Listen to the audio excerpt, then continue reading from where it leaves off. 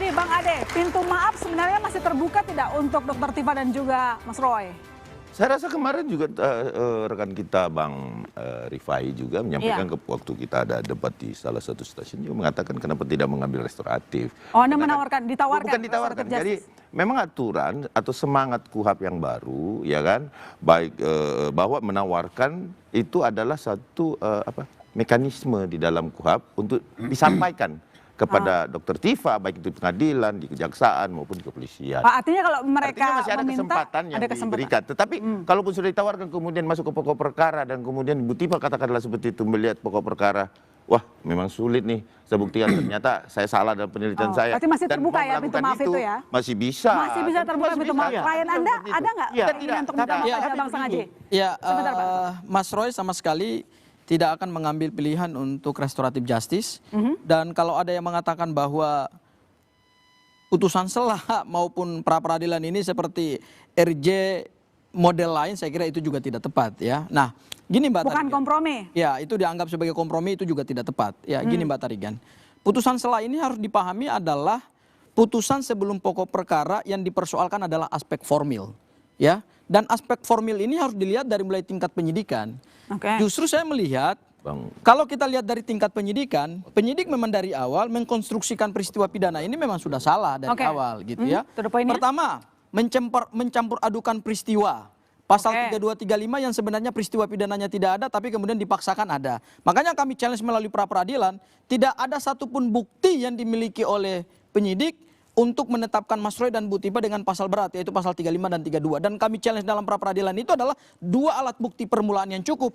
Hanya saja hakim pra peradilan tidak mempertimbangkan fakta-fakta persidangan dan kemudian tidak melakukan analisa yuridis. Yang artinya? Ya? Artinya adalah saya melihat dari awal memang proses penyidikan itu juga tidak tepat. Gini, kenapa jaksa kemudian salah dalam membuat surat dakwaan? Karena itu sebenarnya dimulai dari surat yang dikirimkan oleh Polda Metro Jaya pada tanggal 30 Maret 2026 yang ditujukan kepada Kajati DKI Jakarta, yaitu apa? Pemberitahuan perubahan penerapan pasal. Jadi sebenarnya yang mengubah pasal itu sejak dari awal adalah Polda, bukan kejaksaan. Makanya kemudian dalam menyusun surat dakwaan, jaksa menggunakan pasal yang diserahkan oleh penyidik Polda Metro Jaya. Saya kira kalau lihat dari awal ya, kita melihat memang kasus ini, bahkan kalau kita lihat berkasnya memang berulang kali ya. Ada perbaikan ya, dan itu menjadi petunjuk jaksa. Dan harus dipahami, semua petunjuk jaksa itu sudah dilengkapi oleh penyidik. Makanya sampai P19 sampai menjadi P21. Dan itulah yang menjadi dasar. Sehingga perkara ini lanjut ke pengadilan. Kalau itu tidak dipenuhi, maka tidak akan pernah bisa menjadi P21. Pak Katiri. Ilona, belikan dulu Pak. Jadi ada perubahan pasal dikatakan, itu posisi sudah dilimpahkan ke kejaksaan.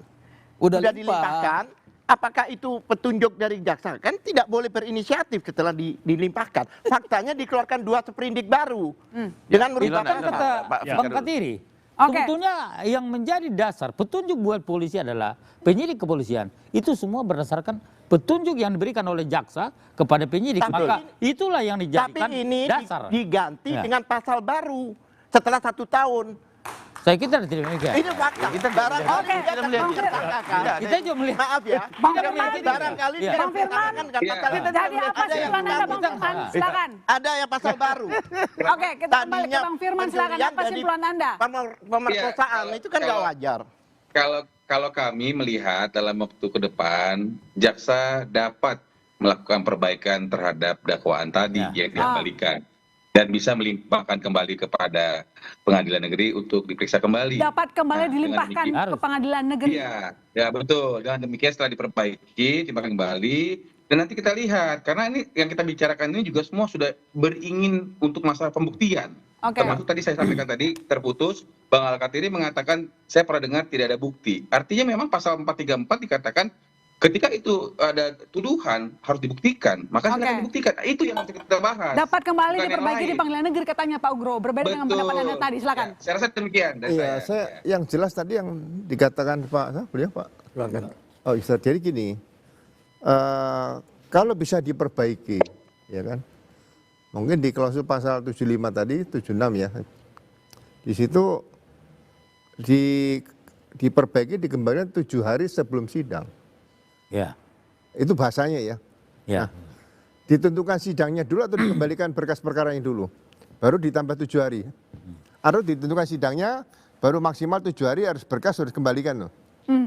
Ya itu. Atau dikembalikan dulu terus 7 hari baru sidang. Siapa yang menentukan sidang ini? Kan seperti itu. Ini rasional aja nih, ya kan? Iya betul. Ya, jadi makanya saya bilang kita kalau debat KUHAP seperti itu ya kita kan Gini, Iya, Senang. putusan pengadilan itu ujungnya adalah dakwaan batal demi hukum. Iya. Artinya dakwaan itu dakwaan yang kemarin itu dianggap tidak ada. nggak ini tadi kan ada Kalaupun harus dimajukan lagi, maka itu yang maju adalah dakwaan baru. Ya. Dan itu betul. maksudnya, Itu Prof. pengertiannya dakwaan seperti baru itu. itu diajukan Betul. kapan? Betul. Prof, Betul. Dakwaan baru diajukan maksimal 7 hari sebelum sidang. sidang. Iya, itu Kalau diajukan itu baru ditambah 7 hari sidang. Itu mekanisme. dari bunyi putusannya. Kita dengarkan pendapat dari Pak Binsar. Silakan. Pak Binsar. Terima kasih. Terima kasih. Jadi supaya jangan Oke. menjadi bola liar ya. Supaya jangan menjadi bola liar. Ya, silakan. Bola liar. Loh, Singkat Pak, singkat. singkat. Iya, Saya ada 2. Kalau begitu tapi mau singkat disampaikan. aja, yuk. Singkat ya. Ah. Karena putusan sela PN Jakarta Timur sudah dianggap selesai. Betul. Sekarang upaya hukumnya Perlawanan. kalau memang ya dilakukan perlawanan Ya, PT. oleh JPU dan Monggo. kuasa hukum Pak Jokowi, monggo ya ke pengadilan tinggi. Tinggi. Mari kita tunggu hasil putusan pengadilan tinggi, apakah akan menerima atau menolak atau tidak menerima perlawanan itu. Permasalahan apabila itu tidak diterima atau ditolak, nah ini baru menjadi bumerang. Oh, iya. Karena akan men-stop perkara ini. Oke. Karena Enggak, itulah Pak. di sini pengadilan tinggi supaya benar-benar memberikan cermat terkait dengan pertimbangan hukumnya. Karena masalah cermat tidak lengkap itu Ilona. adalah hal yang wajar. Nanti dalam Oke. pemeriksaan pokok perkara itu akan dipertimbangkan. Begitu. Yang kedua, Baik. karena Ayo. Roy Suryo sudah beberapa kali hingga 3 kali ya melakukan pra-peradilan. Oke. Terus. Ini terus, tidak terus. diatur memang di dalam Oke. KUHAP baru. Saya menghimbau kepada Yang Mulia Ketua Mahkamah Agung Aha. supaya menerbitkan segera peraturan Mahkamah Agung Oke, tentang baik. pembatasan praktik. Baik, terima kasih untuk seluruh Karena narasumber tidak yang lagi- sudah tidak lagi Dengan praktik demikian lebih kami dari tutup bola liar. Sampai jumpa minggu depan. Saya pamit.